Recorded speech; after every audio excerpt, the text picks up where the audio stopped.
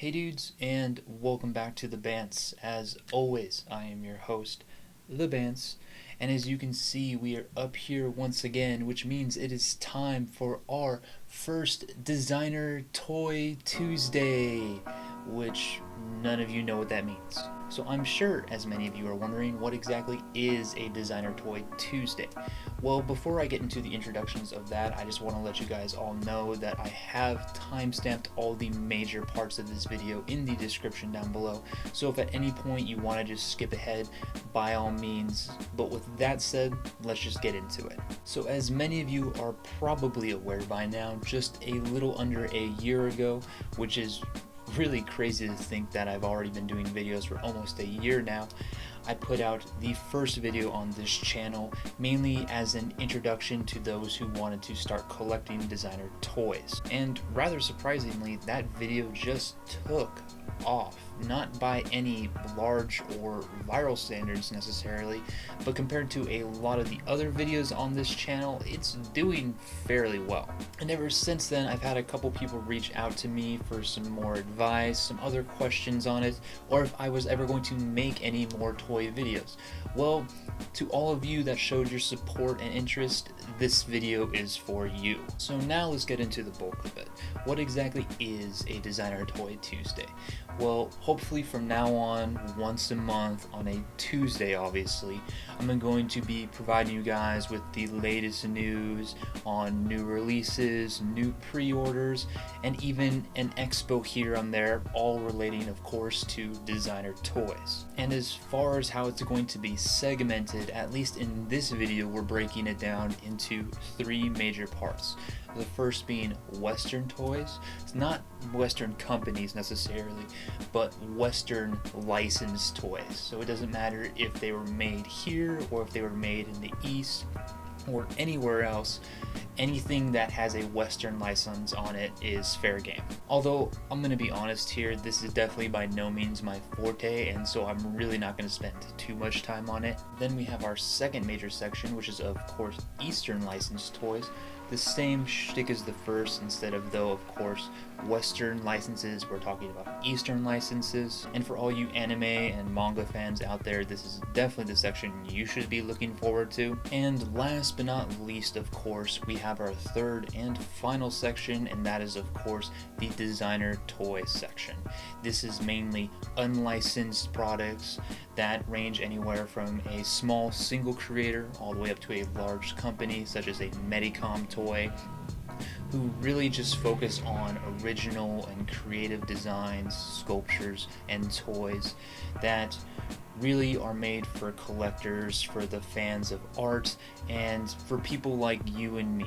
Obviously, I'm a little bit more biased toward this section, but at the same time, I'm also much more knowledgeable on it, so this will be the bulk of these videos. So with all of that now out of the way, let's just get right into it. So first up, of course, we have our Western toy news. And first up, Mcfarlane Toys has decided to take their eyes off of Five Nights at Freddy's for the first time in God knows how many fucking years, to look toward a new franchise of games, this time looking into Madden 2019 and NBA 2K19 for their newest figures, releasing very soon.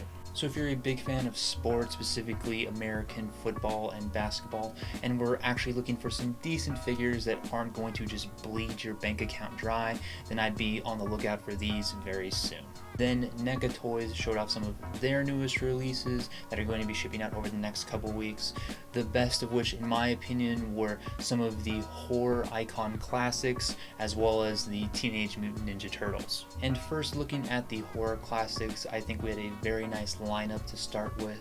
First up, we had Pennywise from It, followed by Jason from Friday the 13th, Freddy Krueger from Nightmare on Elm Street, and the Predator from Predator, obviously. And on the flip side here, we saw the release of all four of the Ninja Turtles, Leo, Donnie, Raph, and Mikey. And as far as the designs go, I think they did a very nice job with them. Very reminiscent of the live action movies that came out in the 90s. And all in all, some very nice figures here. I thought the designs overall were very nice. The paint jobs look very decent as well.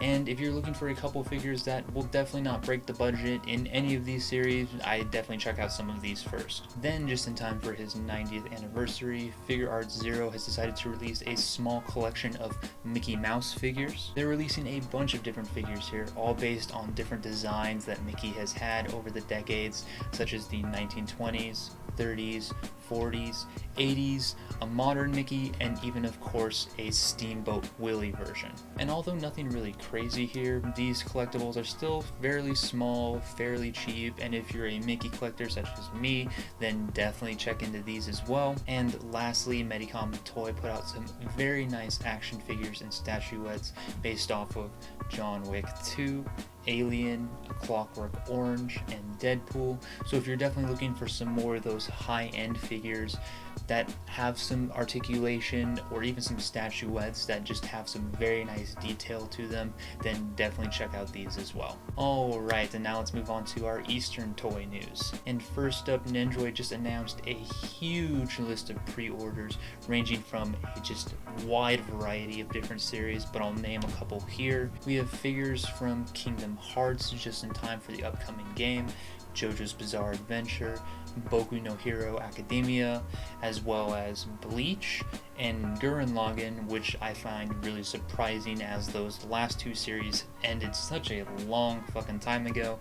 But even so, the pre-orders are there, so if you're interested in any of those, definitely look into these. Then SHFiguarts announced some of their newest figurines ranging from series such as Saint Seiya, Dragon Ball, Ultraman, and Kamen Rider. Figuarts is doing Dragon Ball, Kamen Rider, and Ultraman? Who would have guessed? And as much as I wanted to give you guys a little bit more information on this, their website is absolutely fucking garbage, so if you're interested in any of this, you can try and figure it out yourself. Then we saw Banpresto show off some of their newest statuettes from the series Lupin III, as well as One Piece. I know, surprise, surprise. However, among these newest statuettes, we finally see a first look at any company, at least that I've seen, try their hand at a Katakuri statuette. So if you are a fan of One Piece, I would at least definitely check this out.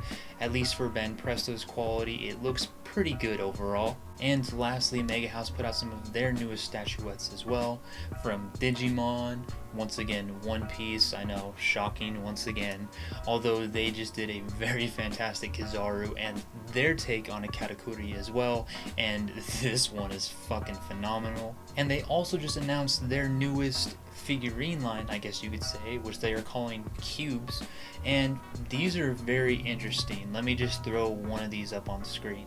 So basically what these are is they're small and fairly cheap little figurines that come in a variety of different styles, all shaped like this obviously, but with different character models from obviously Gundam, but also Dragon Ball Z, Naruto, One Piece, to name a few. And even though these look like they've been done before in their similar appearance to a money or a key, they're actually not, because instead of just being statuettes like those figures, these ones are actually puzzles, if that makes any sense. It's a little bit hard to understand, but I'll link a video advertisement down below as well.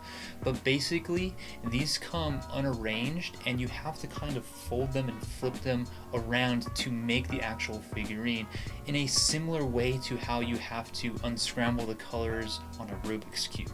So all in all, kind of an interesting idea, and for the price, I'll probably end up picking one up myself sometime in the relatively near future, and when that happens, I'll give you a review then. Okay, and finally, let's move on to our designer toy news. And first up, let's look at some of the newest MightyJaxx releases, starting off with the Play Yourself by Christian Brennan. Probably to nobody's surprise, I absolutely adore it, because of course I am the Mickey fanboy. But even aside from that, just the sleek design overall of the figurine, mixed with just the retro coloring, I think all plays out very well, and even though it's a little bit on the pricier side, it's definitely worth a pickup. Then we have the second series of Dog Birds by Korean design studio Third Stage, and I just love these.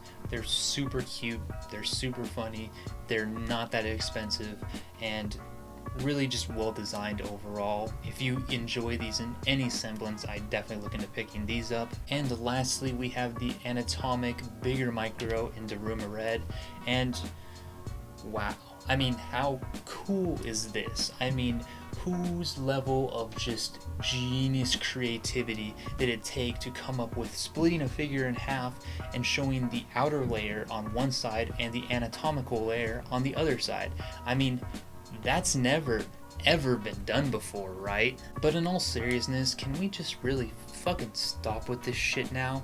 I mean, how many fucking years has it been since Kaws did this with the first companion? And speaking of Kaws, he actually just released his new figurine, which of course sold out online instantly to bots, because of course, fuck all of us for ever wanting to get one of Kaws's pieces at retail, right? Then Ron English just released his newest figurine, the Police Grin, and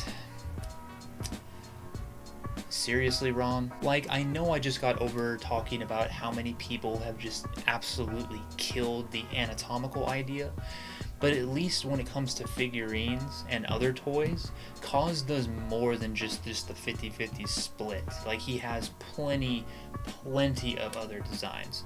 And Ron does too, but why does he always keep going back to the grin? How many fucking times have we seen the smiley just reinterpreted and changed just ever so slightly and thrown onto another character, and another character, and another character, and another character?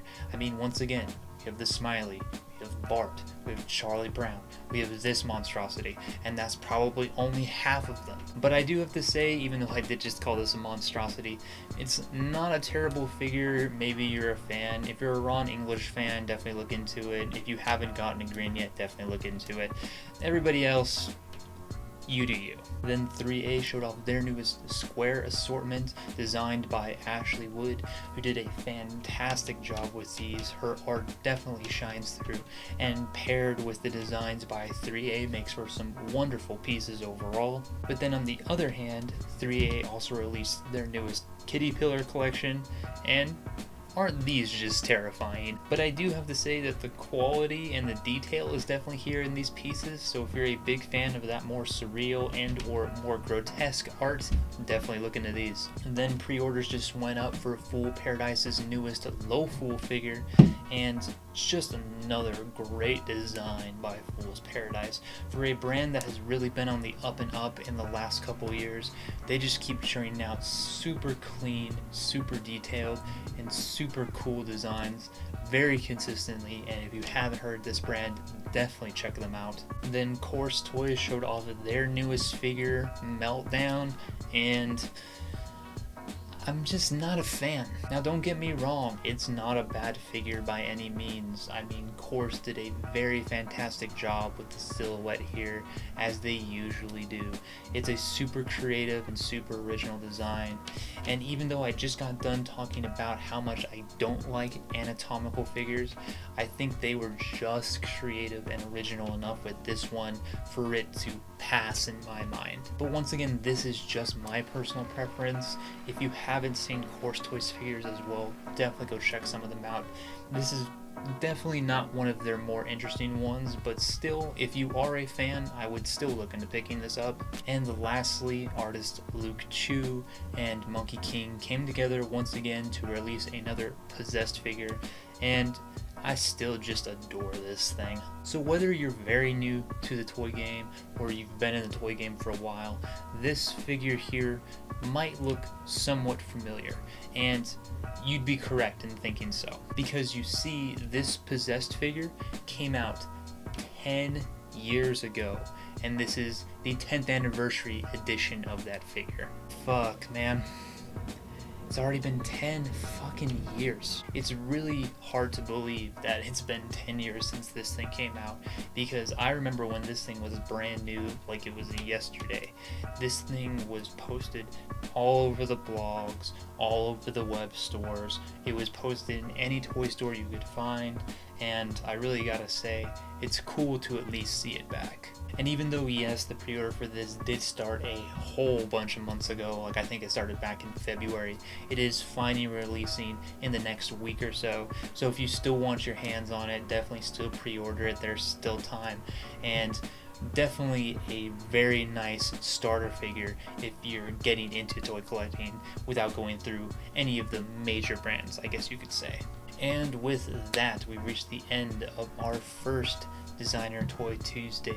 I hope you guys have enjoyed, and as with all of my videos, if you want to see a couple more photos I wasn't able to include here, or get some more research from articles on these toys, I've linked everything I talked about in the description down below. And if you made it through to this point, then congratulations. I haven't edited this yet, but I know it's going to be a long one.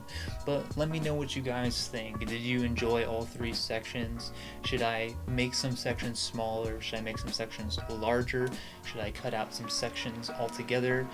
What do you guys want me to focus on? Or is there a specific brand or company you guys want me to focus on in future videos? And as always, if you enjoy these videos, feel free to subscribe. Otherwise, if you just have any questions, comments, concerns, or just want to talk about fashion, or in this case, toys in general, feel free to hit me up in the comments down below. I'm always willing to talk about either. And once again, guys, thank you so much for watching these videos and supporting my content. I hope you all have a great couple of weeks until I see you next, and as always, until next time.